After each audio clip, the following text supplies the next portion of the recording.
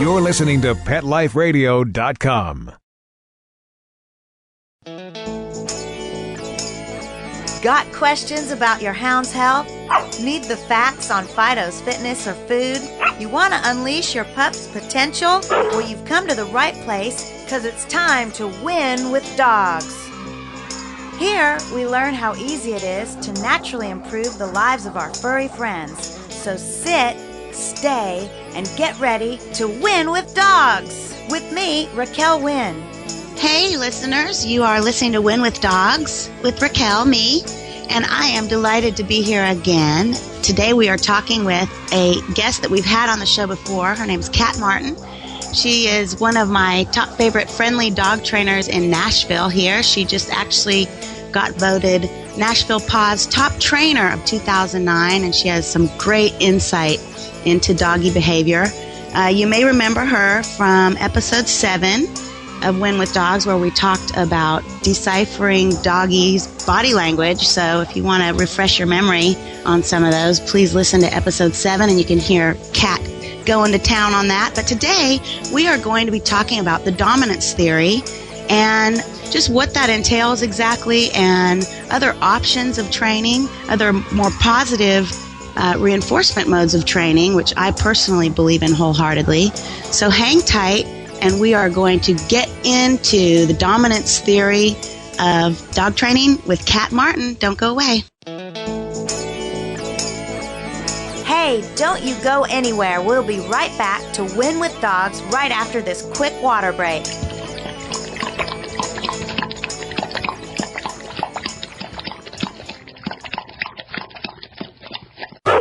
It's time for school for you and your friends, your furry best friends. Train your dog the fun and easy way with Teacher's Pet Sessions. Teacher's Pet host Pia Silvani teaches you step-by-step how to train your dog the fun and easy way. You get 8 30-minute live audio training sessions, complete transcripts of each session, plus a basic training manual to get you and your dog off to a great start. Training begins the moment you bring your dog home. Teacher's Pet Sessions offers positive reinforcement training to shape your dog's behavior and encourages upbeat, enthusiastic responses to ensure that your dog will enjoy learning. Teacher's Pet Sessions dog training is fun at both ends of the leash. So listen, learn, and laugh with your dog with Teacher's Pet Sessions. Get your copy of Teacher's Pet Sessions Volume 1 today. To order, go to teacherspetsessions.com. Hi, this is Pia Silvani, your host. Bring your dog, tug toy, and treats, and get ready to have some fun. teacherspetsessions.com. Coast to coast and around the world, it's Oh Behave with Arden Moore. Find out why cats and dogs do the things they do, and get the latest buzz from wagging tongues and tails in Rin Tin Tinseltown. From famous pet experts and best-selling authors to television and movie stars, you'll get great tail-wagging pet tips and have a fur-flying fun time. Oh Behave with America's pet edutainer, Arden Moore. Every week on demand. This is the place for a special paparazzi treat. Only on PetLifeRadio.com. Let's Talk Pets on PetLifeRadio.com.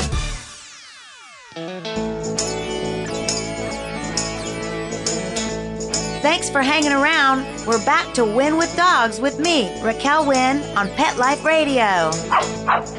Welcome back. Thanks for hanging on. Again, we are talking today about dominance theory and actually, in a sense, debunking dominance theory. What is the dominance theory? We're going to let Kat Martin talk a little bit about that. Kat, welcome to the show again. Good to have you. Thanks, Raquel. It's good to be here. Good. So we're talking about the dominance theory, and I'd like to start out, Kat, talking about the history and maybe some of the misconceptions of the dominance theory. And people, for those of you who don't know what that is, the dominance theory is, being a little bit more aggressive in your dog training, doing alpha rolls, making your dog roll on its back for you, ear pinching, neck grabbing to simulate a bite, kind of intimidation techniques, as I like to call them. And Kat, I don't personally believe in this, but I don't think that's the best way to go. Would you would you agree with that? That there are other better ways? Yeah, I would wholeheartedly agree with that. Dominance theory is unfortunately kind of come back into the public mindset lately due to some trainers that are using those methods. Mm-hmm. And most forward-thinking trainers, behaviorists, behavioral veterinarians all agree that dominance theory is outdated. It's an old-school method of training dogs, and there are much more positive, reward-based methods that you can use with dogs that are just as effective, and you don't train it to the detriment of the dog. Psychologically, sure. And also physically. I mean, dominance theory you can use methods with choke chains and alpha rolls that can put the dog in danger. There's documented cases of dogs who have been sat on by dominance theory trainers to keep them in a submissive position, and they've died in that position. Oh, my God. I had a chocolate lab some years ago, and he was totally out of control and 130 pounds. And he was awesome. So I got the help of a trainer, and he proceeded to put a choke chain on him. And he did, instructed me using really harsh, like, pull that chain to get him to, know you're serious. And I was in shock. And then he proceeded to smack the dog on the butt, my dog. And he said, oh, it's okay if you use like a newspaper because you're not directly hitting him with your own hand, which was totally crap in my mind, But yes. where did the dominance theory even come from? Well, the history of it. Yeah, in the 1940s and somewhat in the 30s, there were some studies done with wolf packs. Mm-hmm. And there were some behaviors that were observed in these wolf packs. And to be fair, these were not naturally occurring wolf packs. These were wolf packs that were captive wolf packs. And so the behavior is always going to be different with an animal in captivity versus in the wild, first of all. Second of all, they were wolves that were not from a pack that they brought the whole pack out of the wild. They brought wolves from different packs together. So they also, flawed the studies too. It polluted the group for sure. Right. Because most packs are families. It's, there's the male and the female and the offspring. And then when the offspring get to a certain age, they move on and form their own packs. Mm-hmm. But these studies were very, very small. They were done 50 years ago or more. And what happened is they saw some behaviors that they misinterpreted, such as, and this is where, in fact, the alpha roll came from. What actually will happen is a more dominant member of a group of wolves would kind of offer some corrective behavior to a subordinate member, and the subordinate member would then offer their muzzle low to the ground in what we call appeasement behaviors. Mm-hmm. And if there was a little bit more correction that went on, or if the alpha wolf would, had maybe pinned that muzzle or anything like that, then the subordinate wolf would then roll on its back. It would roll on his back. Now, I understand that rolling on your back, that was like a survival thing. If I do not roll on my back, this guy might kill me. Was that kind of what was going through the little wolf's mind? To some degree, essentially what the subordinate wolf is saying is, you are in charge. I am agreeing with the fact that you are in charge. If you didn't submit, yes, it would escalate into an actual fight. For me, I'm the kind of pup parent that is like, okay, you can get on the couch. Yes, I want you to sleep with me. Yes, I'm going to cook for you. So for me, and alpha also, when you speak of alpha roles, alpha just doesn't mean physically dominant. It just means in charge of doling out resources and saying who gets, to do what first, eat, etc. I mean, I don't think alpha really means physically dominant. So no, am I it right doesn't. about that? And realistically, if you look at what the behavior that naturally occurred was, it should be called a subordinate role. Because it's not the alpha's not rolling the other wolf, the wolf is rolling himself. And it's, like I said, it's an appeasement behavior. It's an I'm sorry behavior. So, the wolf that is in charge, the dog that is in charge, and also another flaw with these studies where they were done with wolves and not dogs. And while we are descended from chimpanzees, we are not chimpanzees. And while dogs are descended from wolves, they are not wolves. They're 14,000 years away from, not 14,000, 140,000 years away from wolves' relatives. So, it's a very different species at this point. And so you can't really make that comparison with wolves and dogs at this point. No, you can't. I mean, I agree with that. You can't extrapolate out and say wolf behavior is wolf dog, or even dog to human behavior, or dog. I mean, you can't. And I think that our dogs, they want to be a part of our everyday lives. They want to please us. And, you know, when you're doling out physical dominance as a pup parent, this is actually probably reducing your status in their mind, because that's almost like a blatant, like, you don't need to go there. So going there is a misuse of power, you know? Right, absolutely. And if you look at a successful dog pack, or even a successful wolf pack, if you look at a wild wolf pack or a wild dog pack, the dog or the wolf who is in charge is the one who controls the resources and the access to the resources. Mm-hmm. And you can do that with your own dogs by just simply having them offer some sort of what we call deferential behaviors. I like to have my dog sit. I call it saying please. So if your dog sits before you open the door and let them through, your dog sits before you put their leash on, your dog sits before you put their food in their bowl and let them go and eat it. It's just a gentle, really clear, really concise way for your dog to understand that they must do a very gentle, deferential behavior for you in order to gain access to these things. And that's the way a successful animal controls the pack, is they control the resources. Yeah. And I really like that, too, because you are doing something very subtle. You're doing a gesture, very subtle, nonverbal, versus, you know, the dominance theory is this overtly, you know, overblown kind of behavior, be it yelling, pushing, biting, making. I've even heard dominance theory trainers make these little, like, voice noises at the dogs. You know what I mean? Yes. Like, it's like, what the hell are you doing? You know? And I think that that's sort of selling our dogs short to think that they really think that we're dogs and engaging in dog-like behavior with them. You can use dog body language with them, like turning your back on them and things like that. But to think that they really think that your hand coming down and poking them on the side simulates a dog bite is very, very, very, to me, just an almost ridiculous comparison to try to make, and it sells the dog very short as far as their intelligence level and their ability to discern humans from dogs. Absolutely. That's a great point. I mean, as dog lovers and as pet parents, you know, I really, really, really try to advocate just bring your dog to his potential, and this certainly is not going to do that. So you're saying appeasement moves are better to get the dog to do what you want. So sitting, what if you have a dog that's like pulling on the leash? So we're not going to advocate a choke chain or a yank. What would you do instead, what would be a positive reinforcement? Yeah, and just really quickly, it's the deferment or deferential behaviors as opposed to appeasement behaviors. The appeasement behaviors are the I'm sorry behaviors. Okay, so the appeasement behavior, let me back up then, is when they put their muzzle to the ground and roll over. Or roll over, things like that. Those are okay, so the deferential, the respectful behavior is the sitting.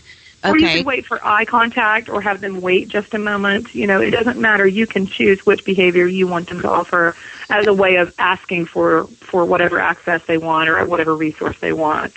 Okay, for me personally, I use sitting. Okay, sitting is great. Yeah. What about eye contact? I've often heard people say, "Oh, I've heard trainers say you're not supposed to look at a dog in the eye." And I think we talked about this on our last show. And I think that's ridiculous. And dogs, if you're looking at a dog staring him down, that's one thing. But if you're just looking lovingly at your dog's eyes and making eye contact. If it's your dog and they trust you and they know you, eye contact is absolutely fine. If it is a dog that you have never met before, or especially one who seems cautious or shy or timid, I would advise against trying to make eye contact with those dogs. But for your own dog, absolutely you can make eye contact with them because they know you, they trust you, they love you, and they're not threatened by that eye contact. But in a situation where you don't know a dog, I would never advise making eye contact unless the person who was with the dog knows the dog and tells you it's fine. Yeah. Because it is, in dog language, it's considered a direct threat to make, a staring eye contact. In fact, just a split-second moment of eye contact. I worked with a dog yesterday. He's a very, very timid dog, and just a split-second moment made him turn around and run and hide behind the couch. So, you have to be really gentle with some puppies, and work with them. By the end of the session, he was taking treats out of my hand and wagging his tail and loving me. But right. But we're working on building that trust. Right. Exactly. So what is? Let's say I do get a lot of people asking me about dogs pulling on their leash. What would be a positive reinforcement to try to get the dog to have a soft leash when they're walking? Well, to me, and the way that I train, I predominantly like to use positive reinforcement. Well, I do predominantly use positive reinforcement training. I like to use a marker or a clicker because it marks and rewards in the split-second moment that they've offered the correct behavior. Which is so, I mean, think of how smart they are. I mean, yes. That's where we are like, oh, the dog pooped on the carpet, and you get home 2 hours later, and you're like yelling and screaming. It's like, you're not going to change that behavior right then. You got to catch things as they're happening, don't you think? Right. Yes, absolutely. So, okay, the clicker. Tell me about clicker training. Well, clicker training, the clicker is what we call an event marker, and it's just a sound, and you can use a verbal marker. Sometimes I advise my clients to maybe, if they don't want to use the clicker, to use some sort of verbal marker, like using the word yes, said in a kind of a high and short way. A lot of trainers use that. You could just as easily make a noise with your mouth if that, was more convenient for you. But it's just a sound. It's not praise. It's just a sound that they hear that is always followed by a treat. And so what they learn is, this sound is good. I want to hear this sound. And they begin to offer behaviors, and you click when they offer the correct behaviors. And then they begin to make the association that, oh, when I do this, I hear the sound, that means the treat happens. I want to make that sound happen.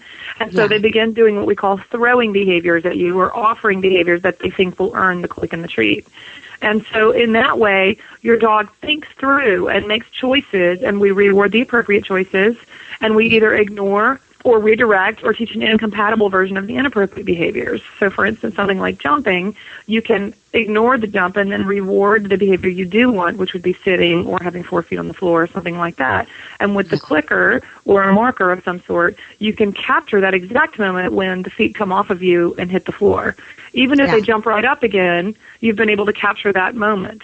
And after, a little bit of clicker training, they become very, very astute at picking up when they've done what it is you want them to do, and they get better and better and better. And in fact, when I train my dogs now, who are a little bit older and have always been clicker trained, I don't ever really say a word aside from praise. I just get out the clicker and the treats and wait for them to start offering behaviors, and then I mark and reward the ones that are close to what I want. It's really, really fun. They wag their tails. It's really powerful, and I really recommend it as a way of positive. Training. It's, positive begets positive versus aggression begets aggression in my mind. Okay, well, we need to take a break real quick for our sponsors. We love you, sponsors, but hang tight, everyone. We're going to get back into talking about the dominance theory and, conversely, other modes of positive reinforcement that we advocate and prefer. So don't go away. We'll be right back to Win with Dogs. Hey, don't you go anywhere. We'll be right back to Win with Dogs right after this quick water break.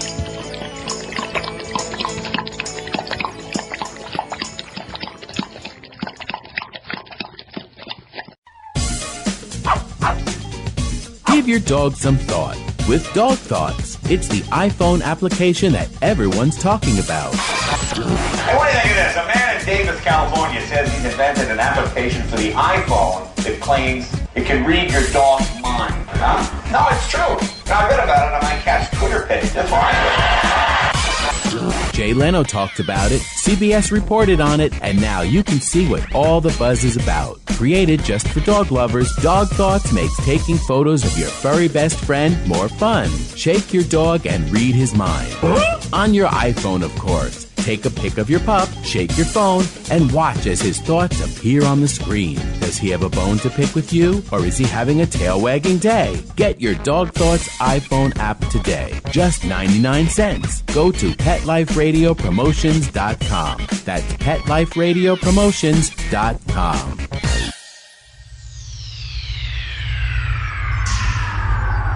Greetings, humans. What planet am I on? Welcome to Pet Planet. Here's a copy of Pet Planet Magazine, Florida's most informative and fun pet resource magazine. It features heartwarming stories and informative articles from local and national pet experts. Excellent. Pet Planet Magazine offers Operation Planet Rescue, helping rescued pets find new homes. And it's available at 500 locations in South and Central Florida and 24/7 on the internet at PetPlanetMagazine.com. If you're out and about with your pet, you may be featured in Paparazzi, candid pictures of you and your pet. For up-to-date pet-friendly events, activities, and pet-related services and products, Pet Planet Magazine is your final destination. I shall take this magazine home with me. Back to your home planet? No, to my condo in Boca.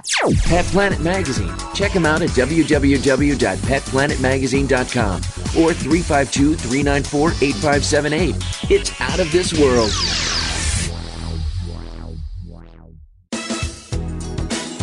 I'm Christine Latham, host of The Pampered Pooch. And I'm Vicki Nixon, your co-host. Ever get tired of people that say it's just a dog? Well, we do. It is a growing trend that people love and treat their pets like they are their children. This podcast series will be on topics inclusive of how people pamper their pooches, no matter how big or how small they are. On The Pampered Pooch, we'll talk about pet parties, happening social events, health, and nutrition. Each week, we pick a product of the week, a pooch of the week, and a pooch needing to be adopted. If you like to treat your pet like the royalty they are, then The Pampered Pooch is for you.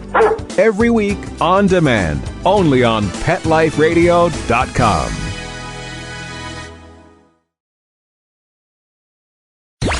Let's talk pets. Let's talk pets On Pet Life Radio. Pet Life Radio. PetLifeRadio.com.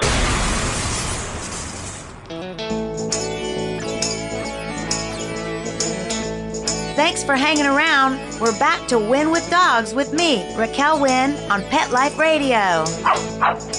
Thanks for hanging with us, everyone. We're back with Kat Martin of C Spot Eats, one of our other businesses. If you're here in Nashville and want some doggy treats, go to C Spot Eat. It's a wonderful store and bakery. You can go on her website, too, Kat's website, which is dogsandcat.com. And this is all in the bio page on Pet Life Radio's website. And Kat, we are back talking. I wanted to say you were talking about ignoring behavior, and I think this is so powerful, just the withdrawal of affection and attention from the pup parent. And this is something that a lot of times we see people, if the dog's jumping up or pulling on the leash, the owner is going, no, bad, no, and just totally interacting with this dog, and they're getting nowhere, you know?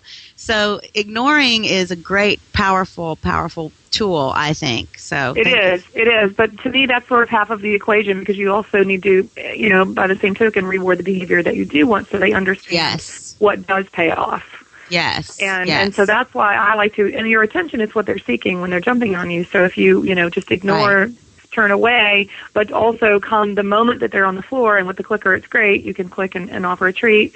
Or if you don't have the clicker and you don't want to use a marker, you can just come down and pat the moment they're on the floor. If they start jumping, you turn away again. Exactly right. That's so important. Yeah, put the rest of the equation in there, or you'll have one sad puppy. It'll be like, wait, what's going on? Talk to me. So, let's talk about pulling on the leash a little bit. Okay. And one thing, can you get into, when you talk about this, the punishment? Because I see people spanking, swatting, choking, yanking. Maybe talk a little bit about that, too.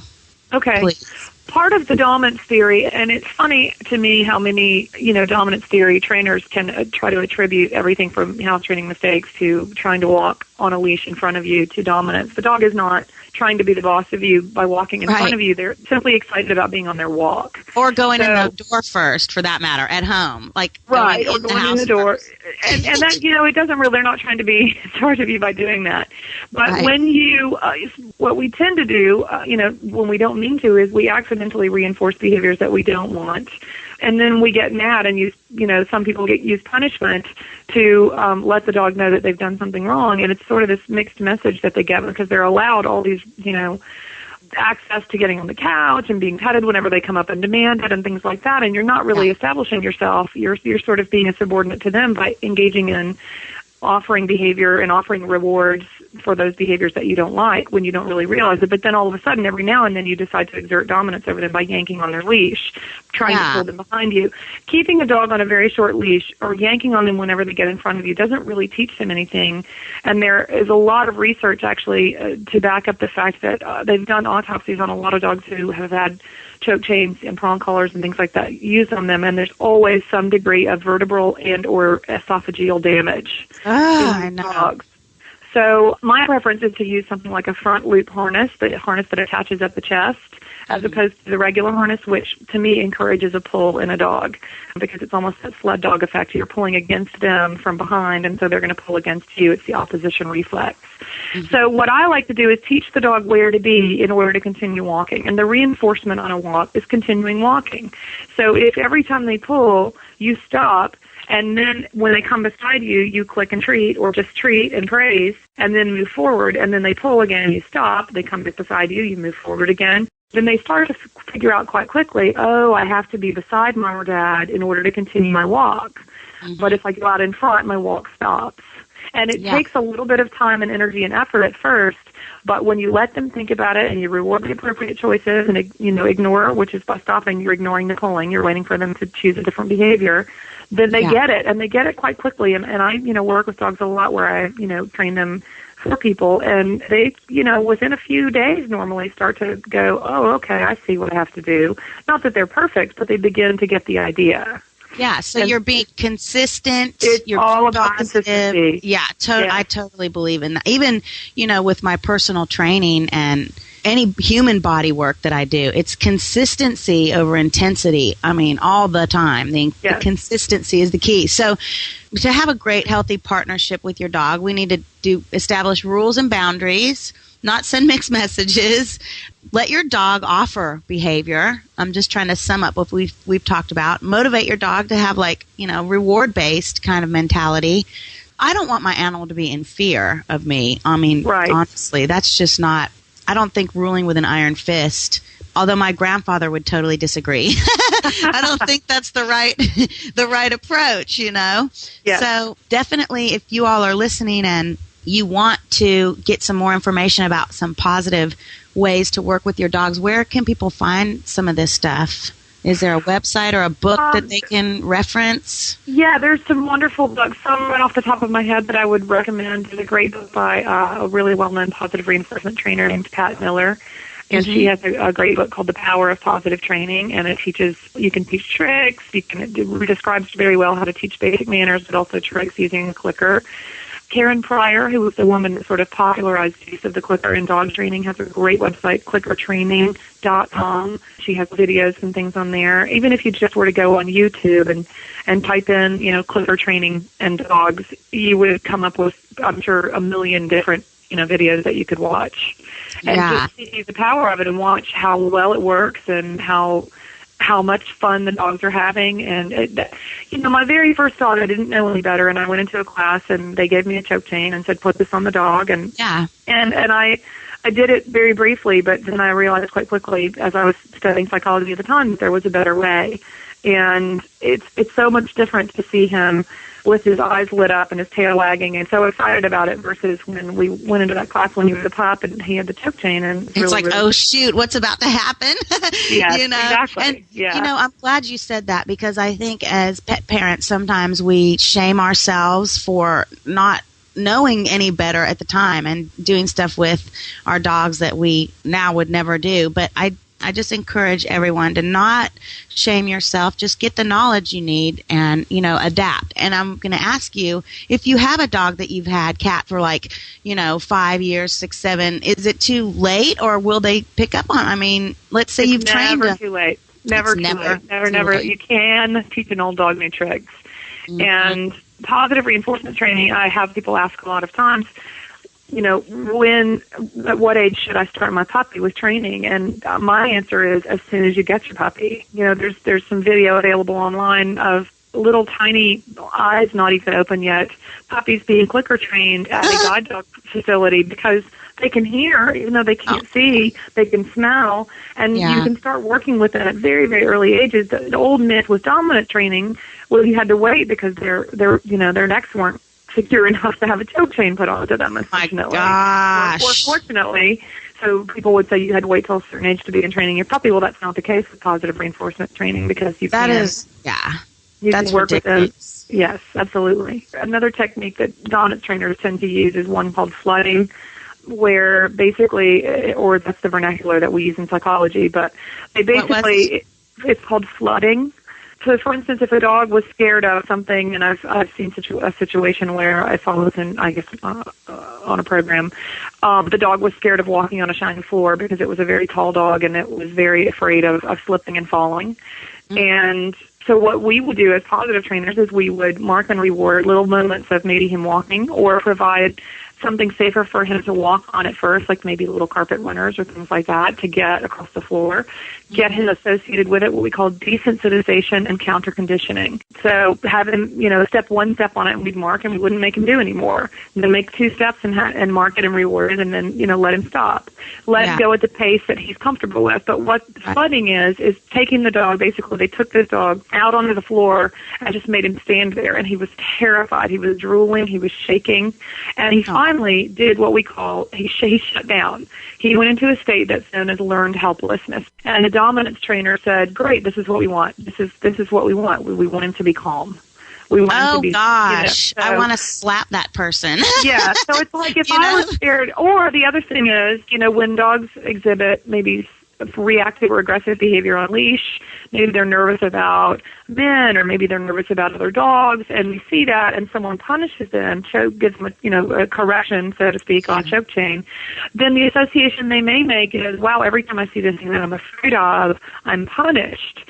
So it's like if you were afraid of tarantulas or spiders, and every time you saw a spider I smacked you, then you're probably going to really start to hate spiders. And so you have to be very, very careful with punishment. And there's no way that we as humans could ever deliver the correct punishment the way that a mother dog or a pack leader, so to speak, in a dog pack would.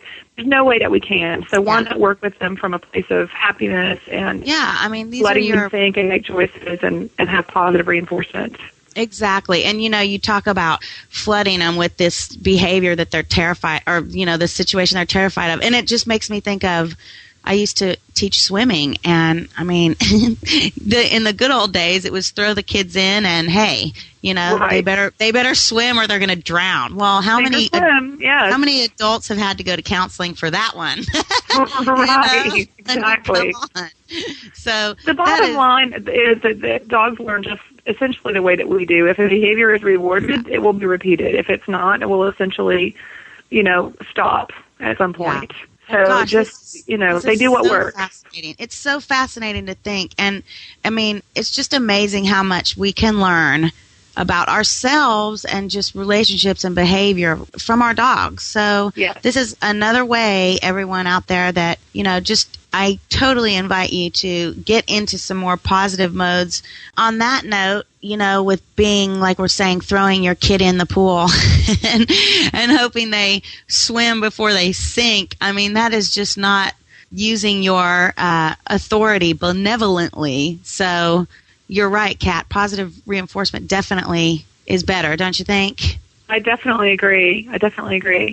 Like, for instance, the bully members of a pack in a dog pack or a wild, dog pack or a wolf pack are usually the middle-ranking members. If a bully actually does get in charge by some fluke, they are deposed very quickly because they can't really rule in a very consistent and fair way if they're bullies. And the same goes for us if we have bosses that are bullies and that are mean to us, or that if you had a boss that came and smacked you every time you did something wrong, then you wouldn't want to work for that person. But if you have a boss who rewards you and tells you good job and gives you raises when you deserve them and bonuses, you really want to do a good job for that person. And it's the same with our dogs. They really want to do things for us if we reward them appropriately. Yeah, and the same for our brains. I often call my brain the bully brain and tell it to butt out. When it's nice to me, I want to do a lot better. That's right. That's absolutely true. So, yes, down with bullies, up with love. Yay! Thanks, Kat. We are running out of time, but, when I see someone, Kat, with a choke chain on their dog, I never really say anything, but I'm tempted to go up there and say something about it. Do you ever say anything, being that you're a trainer, when you're watching people doing things, quote, wrong? Is it hard for you to bite your tongue? You know what I do is, if my dog is with me, I just use my dog. I use my dog to speak for me and let her, offer these great, well-trained wonderful behaviors that I've done all through positive reinforcement. And I have people come up to me a lot of times and want to know how I taught her how to do this or how I taught her how to do this. Yeah, and rather than confront them about it, because a lot of times they're not going to hear you. I can't blame people. People are just looking for answers. Exactly. And people go to the so-called experts, and there is no governing body that, certifies dog trainers, unfortunately. So anyone can hang out a shingle and say that they're a trainer. Yeah. And that's a really sad state because, even if there were a governing body, I mean, it would still be so, there's so many different opinions. It's like some people are going to hear this and totally disagree with us. So absolutely, for those of you that this resonates with, please go to either clickertraining.com or to Kat's website and, get some more information on how to positively reward your dog for the behavior you want, which is what it's all about, I think. And Kat, thank you so much for being with me again. You always have such great info. I appreciate it. Thank you for having me. I appreciate it. Good. Well, have a wonderful day, and all you out there, have a wonderful day. If you want more information, email me. If you want to know how to get in touch with Kat, you can email me at Raquel at Pet Life Radio. Until next time, I say go win with dogs. Have a great day. Exercise, nutrition, interaction, and love make for one healthy, happy hound. Give yourself the gift of knowledge on demand every week right here at Pet Life Radio with me, Raquel Wynn, and Win with Dogs.